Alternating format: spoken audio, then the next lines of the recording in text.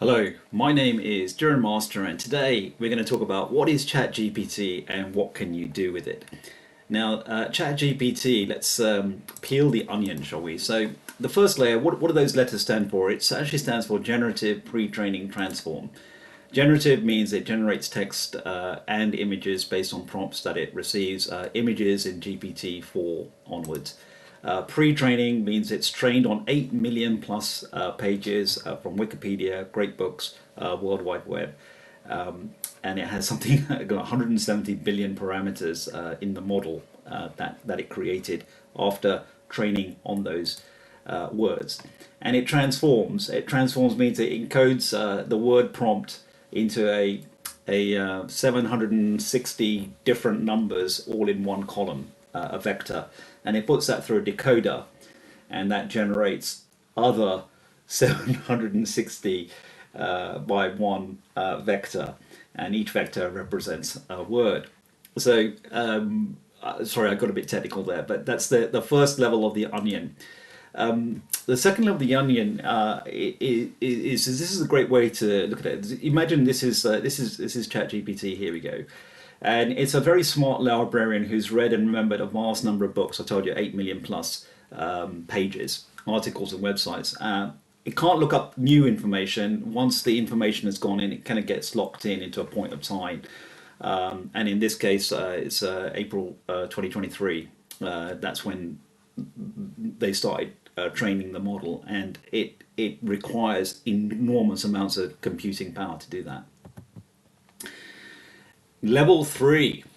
So, like I said, it learns from a lot of text, and so it needs to learn. And like I said, it's been reading this for a lot of time. So think about it as someone who's been studying for years, absorbing all kinds of information. It has to understand language, and so it needs to learn the nuances and know that word order matters, and that this sequence of words means one thing, another sequence means something else, and then it generates responses, and it looks and sees that when it has certain sentences, and these sentences normally come after it, kind of explaining the sentences that go before it, like if you look at a Wikipedia article. And so it learns to generate a response. And it's like if you ask the librarian a question and they basically compose an answer based on everything they've read. And they're cutting and pasting what they've already learned, right? And it's cutting and pasting. It's not generating anything from ex nihilo, from nothing. It's cutting and pasting what's been fed into it. Yeah, so it's very important for you to realize that it's cutting and pasting. It's just very, very good at cutting and pasting. And the reality is that most of us are also doing that, cutting and pasting what we've basically learned in the past. It has no internet access. Well, the GPT model itself doesn't. ChatGPT 4 does use and go onto the internet and have a look at pages. And so it's like a snapshot. So it's got no internet access. And it's continuously learning. And it does that because it keeps on asking you, was this a good reply? And based on what you say, it will come back and let you know whether it was good or not so good. So it can't learn from new text, but like I said, you're telling it whether it was a good response or not, and that's how it. So in a nutshell, that's kind of the other thing. It's just a super amazing, very friendly, and incredibly knowledgeable librarian. So what can you do with it? It can create poetry. It's a poet. It gets explanations. It's a really good teacher. It can create tables of facts and figures. It's a great analyst. It can give timelines of major events. It's a historian. It can write letters and emails for you. It's a great personal assistant. It can create images. It's a great graphic designer. It can set quizzes. It's a great quiz master. It can write code. It's a software coder. It can create blogs. It's a great marketing content creator. And it can create stories. It's a playwright and an author. And it can help you evaluate and plan. It's very structured thinker and a planner. And we're going to go through, I'm going to give you examples of each of these in a moment.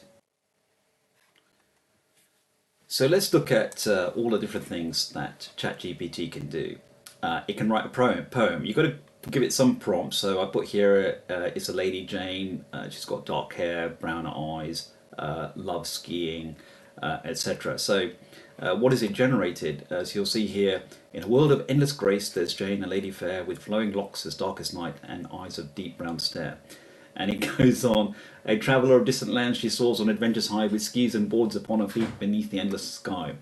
I think this is really quite wonderful. It's pretty good. So it generates poetry. It can give explanations how a solar eclipse happens. So you can see here it breaks it down into quite a bit of detail here, and it's a very good explanation. It's a great analyst as well. I've asked it to create a table which lists every continent here, the land area, and the population, which is a great. It's amazingly good at summarizing stuff. You can also ask it to summarize scientific papers and articles, etc. It's great historian. I've asked it to list all of the major scientific breakthroughs in the 1800s, and you can see here it's a very comprehensive list. You've got to just check it from time to time. There's a lot of names there which I do recognise and some I don't. But it's just such a time saver in terms of getting all that. It would take ages for me to have done this otherwise. It's great at writing letters. So here's one. I got upset. Dustbins weren't collected on time, and asked Chat GPT to write the letter in a polite way. So you'll see here, it's very polite. I'm writing to express my concern and disappointment regarding an issue that has occurred in our neighbourhood last week. I feel compelled to bring this to your attention, the delayed collection of dustbins. It's very, very polite. I have a friend who talks like this, but I don't normally talk like this. But it's great for that. It's great for creating images. So I said, here, look, can you create a birthday image for my mum? She's going to be 75. She loves flower arranging, yoga, and cooking. Look at this. Amazing. Can you see? It's got everything in there: food, yoga, chilled, flowers. A beautiful, beautiful image. It's a great graphic designer. I use this a lot. I ask it to create quizzes. My nephews love this. I also like it. I like quizzes. So I said 4 challenging geography questions. So what's the largest desert in the world? So there you go.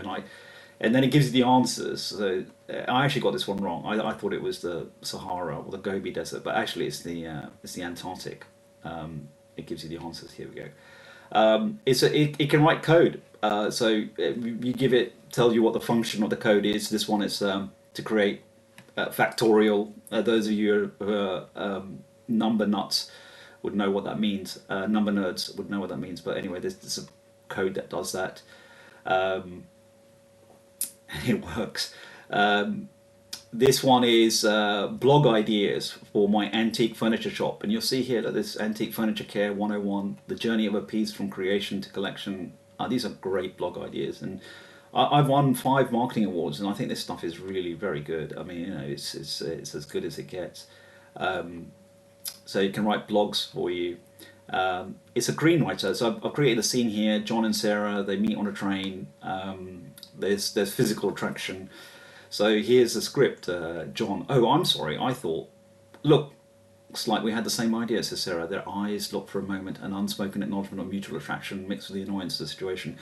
And then John's like, well, it seems to have a bit of a situation here. And I mean, I'm looking at this script, and I'll be honest with you, is that I think this script here is sometimes better than the rubbish that I've seen in some movies. So it's not bad.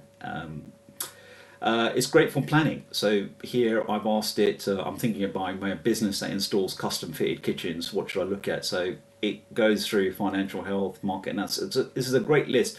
I have been involved in M&A, and I bought several businesses. One of them was worth $1.5 billion. So, and this is exactly the kind of stuff you need to go through step by step. So it's really very good. I've asked it, how do you determine the valuation? It's got some steps there. It's got what should be the multiplier. It gives suggestions here. This is what the gross margin should be. It's really very good.